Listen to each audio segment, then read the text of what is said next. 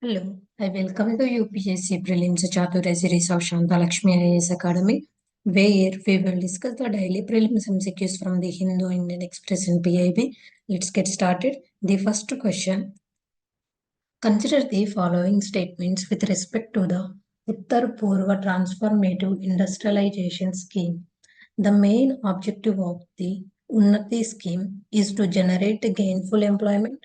This will be a centrally sponsored scheme.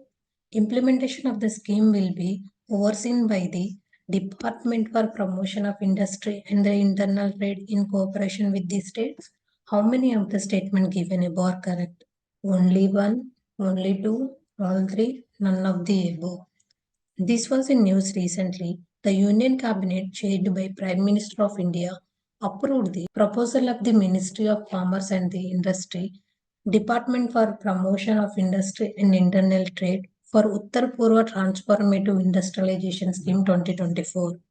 About this scheme, the scheme aimed at developing industries and generating employment in the Northeast region seeks to create productive economic activity in manufacturing and services.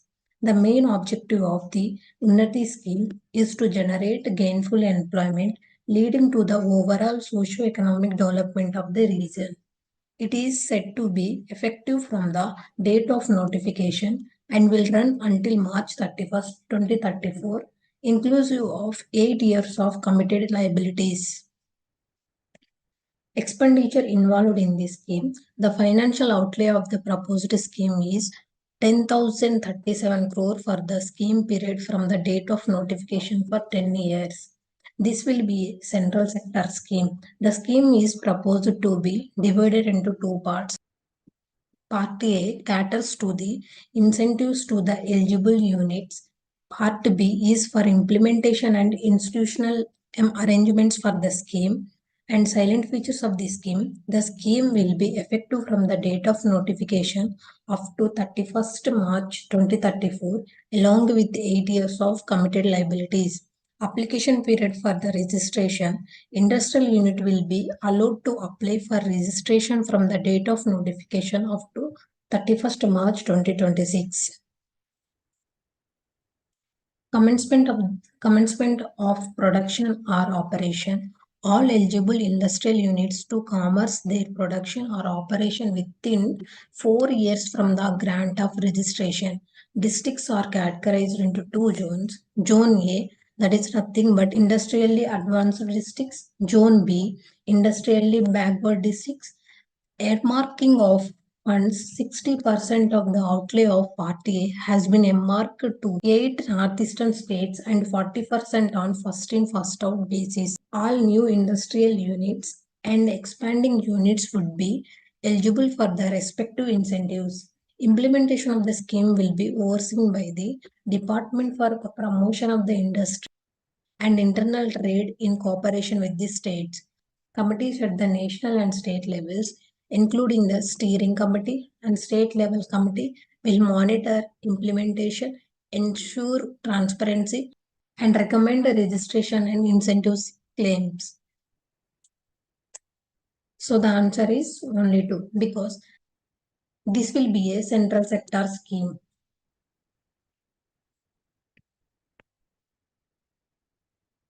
Not centrally sponsored scheme. Moving to the next question. With reference to the Theneogonalus Deepaki, consider the following statements. It was discovered in the Belgaum region of Karnataka. Etymologists of the Ashoka Trust for Research in Ecology and the Environment have discovered a new species of wasp in the Western Ghats region of Karnataka. About this, it was discovered in the Belgaum region of Karnataka. It is named after the medical doctor and the nature enthusiast Dr. Deepak Deshpande, who collected this specimen. The genus Theneogonalus belongs to the Trigonalidae of the order Hymenoptera. The Trigonalidae family consists of a type of insects called hyperparasitoids that sneak into parasitoids or insect whose larvae develop on or within the bodies of other insects. Distribution. The Theneogonalus genus is distributed in Afrotropical, Oriental, Eastern Paleoarctic, and Nearctic, and Australian and Neotropical regions. 6 of these species have been reported earlier from India and 20 from China. The scientists have also reported the first male description of another species, Theanogonal urizoma. Most of the Theanogonal species have been reported from South India. What is parasitoid? It is an organism that has young that develop an or within another organism, eventually killing it. Parasitoids have characteristics of both predators and parasites. So the answer is C, both 1 and 2. Moving to the next question. Sea Defenders 2024, recently seen in the news, is a joint Coast Guard exercise between India and which country? Option A, Australia. Option B, US. Option C, Japan. Option D, United Kingdom. The United States Coast Guard's Berthold ship reached Port Blair ahead of the Sea Defenders 2024 joint exercise. About this, it is a joint exercise between Indian Coast Guard and the United States Coast Guard. Location off the coast of Port Blair, Andaman Nicobar Islands. The two-day exercise will focus on maritime piracy and asymmetrical threats, including stimulated drone attacks on commercial merchant traffic, joint maritime search and rescue operations, major firefighting, marine pollution response, and counter drug interdiction exercises. The event will also witness a stimulated medical evacuations to enhance readiness in emergency situations. It will highlight the importance of international cooperation in addressing maritime challenges as well as the partnership between the India and the US Coast Guards. So the answer is B, United States. Moving to the next question. Consider the following statements regarding the Orans. Orans are traditionally sacred groves found in Jharkhand. They form the natural habitat for the great Indian bustard. They are rich in biodiversity and usually include a water body. How many of the statements given above are correct? Only one, only two, all three, none of the above. Recently, communities, particularly those in Western Rajasthan, are concerned about the state's proposal to classify warrants as deemed forest. About these warrants are traditional sacred groves found in Rajasthan. These are community forests preserved and managed by rural communities through institutions and codes that mark such as forest as a sacred. There are often local deities associated with Oran. They are rich in biodiversity and usually include a water body. Communities in Rajasthan have been conserving these Orans for centuries and their lives have been intricately linked around these spaces. Orans are also spaces where herders take their livestock for grazing and are places for communal congregations, festivals, and other social events, the performance of which is linked to agrarian rhythms and the continued commitment of the communities towards environmental conservation. Orans also form the natural habitat for India's most critically endangered bird, the great Indian bustard, a protected species under the Wildlife Protection Act, which is also the state bird of Rajasthan. What are sacred groves? Sacred groves are forest patches traditionally protected by communities in reverence of deity. Sacred groves form the important repositories of forest diversity and provide refuge to many plant and animal species of conservation significance. India has well over 13,000 documented sacred groves. Sacred groves are found all over India, especially in the states like Maharashtra, Karnataka, Kerala, and Tamil Nadu. These are known as Kavu, Sarpu Kavu in Kerala, Devarakadu Devakad in Karnataka, Diorai or Devrai in Maharashtra, Chahera or Thakuramma in Odisha, etc. So the answer is only 2. Because Orans are traditional sacred groves found in Rajasthan,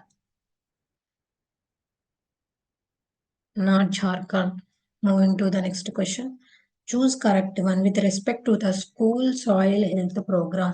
The Department of Agriculture and the Farmers Welfare, in collaboration with the Department of Social Education and Literacy, has undertaken a pilot project on schools soil health program. Under this program, taken Ekalavya model schools only.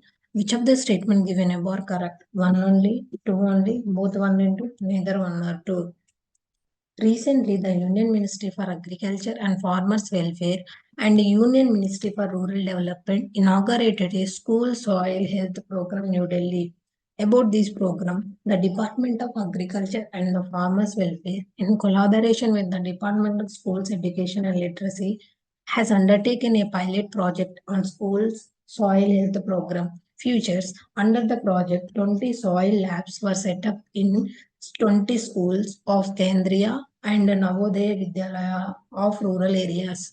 Study modules were developed and training was given to students and teachers. Mobile application was customized for the school program, and portal is having a separate segment for the program wherein all the activities of the students has been documented. Now this program has been scaled up in 1,000 schools. Under this program, Kendriya Vidyalaya, Navodaya Vidyalaya and the Ekalavya model schools has been taken under this program.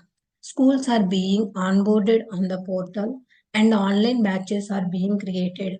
Department of Agriculture and Farmer Welfare through National Bank for Agriculture and Rural Development will set up soil labs in these schools. School students will collect soil samples, test in the labs, set up in schools and generate soil health card. After generating soil health card, they will go to the farmers and educate them about recommendation of soil health card. Significance of the school soil health program. The program will provide students with the chance to conduct experiment, analyze soil samples, and explore the fascinating biodiversity within the soil. By engaging in practical activities, students will develop critical thinking skills, problem solving abilities, and holistic understanding of the interconnectedness of the ecosystem.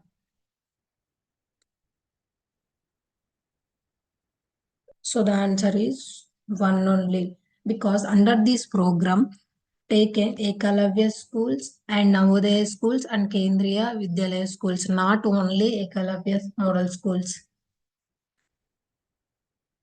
Thank you. This is the today's session.